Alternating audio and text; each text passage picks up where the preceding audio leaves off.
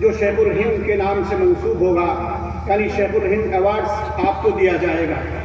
شیخ الہند رحمۃ اللہ علیہ کی تاریخ کیا ہے؟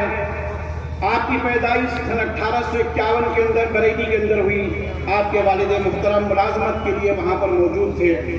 اور پھر اس کے بعد 6 سال کی عمر میں آپ دیوبند تشریف لائے، آپ کی تعلیم ہوئی، اور پھر 1867 میں جب دارالعلوم کا قیام وجود کے اندر آیا، اس انار کے درخت کے نیچے صرف ایک واحد طالب علم جناب محمود صاحب اور عبداللہ محمود ان کے استاد تھے۔ میرے دوستو، یہ سلسلہ شروع ہوا اور آپ کی فراغت سن 1873 کے اندر ہوئی، اور 1874 میں آپ دارالعلوم دیوبند کے مدرس بن گئے، اور پھر آخر عمر تک وہاں پر آپ اس خدمت کو انجام دیتے رہے۔ لیکن میرے دوستو، ان کے استاد محترم حجت الاسلام حضرت مولانا قاسم نانوتوی رحمۃ اللہ علیہ نے ان کے دلوں کے اندر جس چنگاری کو جلایا تھا،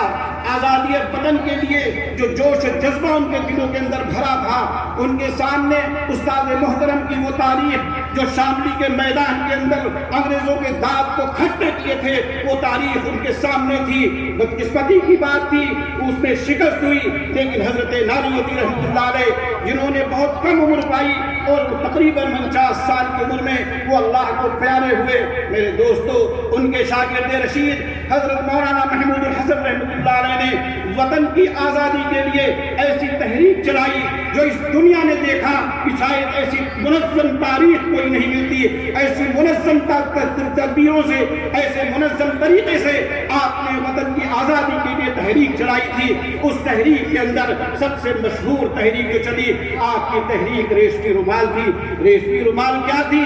آپ کے جو شاگرد تھے اس میں حضرت مولانا عبید اللہ سندھی رحمۃ اللہ علیہ، حضرت مولانا اشرف علی صاحب تھانوی رحمۃ اللہ علیہ، حضرت مولانا سید حسین احمد مدنی رحمۃ اللہ علیہ، حضرت مولانا مفتی عتیق الرحمان عثمانی رحمۃ، شبیر احمد عثمانی رحمۃ اللہ علیہ، یہ تمام لوگ تھے۔ میرے دوستو، اس میں سے مولانا عبید اللہ سندھی رحمۃ اللہ علیہ کو آپ نے بھیجا سندھ کے علاقے میں کہ آپ وہاں پر کام کیجئے، اور خود حضرت مکہ معظمہ میں اس وقت موجود تھے۔ بہت میں مختصر طور پر یہ بتانا چاہ رہا ہوں، وہ مکہ معظمہ کے اندر موجود تھے، اور ادھر حضرت مولانا عبید اللہ سندھی رحمۃ اللہ علیہ نے ایک سبز ریشمی رومال کے اوپر کچھ پیغامات کو لکھ کر کے حضرت تک پہنچانا چاہا۔ میرے دوستو، اس کے اندر جو لکھا تھا ان پیغامات کو، وہ لکھ کر کے آپ کو پہنچانا تھا۔ حضرت مولانا رحمۃ اللہ علیہ نے وہ تحریک ریشمی رومال جو تھی، وہ ریشمی رومال حضرت کے پاس تک پہنچ نہیں سکا، اور تقریباً افسوس کی بات یہ ہے کہ میرے دوستو 10 جولائی 1916 کو عبدالحق نامی شخص کو وہ تحریر دی گئی تھی، وہ رومال دیا گیا تھا کہ تم لے جاؤ، اور حضرت مولانا عبدالرحیم صاحب کے نام ایک خط تھا کہ ان کے ذریعے وہ مدینہ پہنچ جائے گا۔ لیکن میرے دوستو، بدقسمتی کی بات یہ تھی کہ اس کے اندر عبدالحق نامی شخص کو جو دیا تھا، اس نے لے جا کر اپنے ایک عزیز کو، جو میرے دوستو وہاں پر جو ہے ان کا نواب تھا، نواب آبزر نام تھا، اس کو دیا، اور اس نے انگریزوں کو پہنچا دیا، اور یہ تاریخ اور یہ راز فاش ہو گیا۔ اس راز فاش ہونے کے بعد میں چن چن کر کے اس تحریک سے جڑے ہوئے لوگوں کو وطن کی سلاخوں پر پیچھے ڈالا جاتا ہے، اور خود حضرت محمود الحسن رحمۃ اللہ علیہ کو مکہ معظمہ سے گرفتار کر لیا جاتا ہے، اور ان کے ساتھ ان کے 4 ساتھی ان کے ساتھ رہتے ہیں، اور ان سب لوگوں کو لے جا کر کے اس میں حضرت مولانا حسین احمد مدنی رحمۃ اللہ علیہ ہوتے ہیں، حضرت مولانا عزیر گل رحمۃ اللہ علیہ ہوتے ہیں۔ میرے دوستو، لے جا کر کے مالٹا کی جیل کے اندر ان کو ڈال دیا جاتا ہے، اور مالٹا کی اس جیل کے اندر جو اذیتیں آپ کو دی گئی تھی، جو سزائیں آپ کو دی گئی تھی، اگر وہ آپ کے سامنے آ جائے آپ کے رونگٹے کھڑے ہو جائیں گے۔ اس چیز کو میرے دوستوں آپ بیان نہیں کر سکتے۔ چنانچہ 10 جولائی میرے دوستوں اس کے بعد حضرت مولانا رحمۃ اللہ علیہ کو تقریباً ریشمی رومال 1916 کے اندر کی بات آئی تھی، اور میرے دوستو پھر آپ کی رہائی ہوتی ہے۔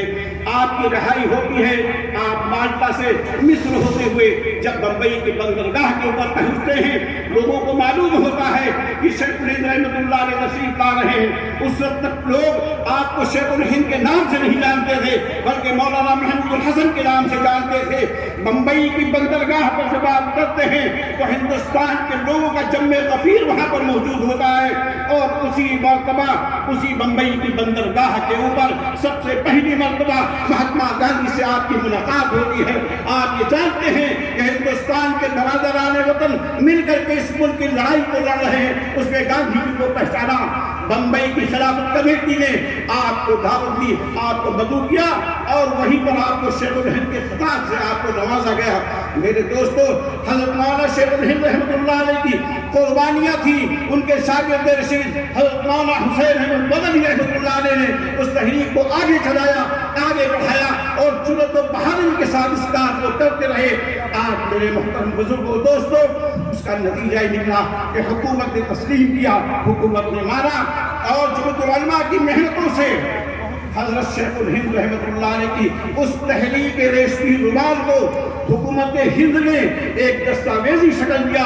اور سن 2011 کے اندر ریشمی رومال کی تحریک کو اتنا پسند کیا گیا کہ حکومت ہند نے 2011 کے اندر ایک ڈاک ٹکٹ جاری کیا جو تحریک ریشمی رومال کے نام کے اوپر تھا، اور دوسرا حضرت شیخ الہند رحمۃ اللہ علیہ کے اوپر ایک ڈاک ٹکٹ جاری ہوا جو سن 2012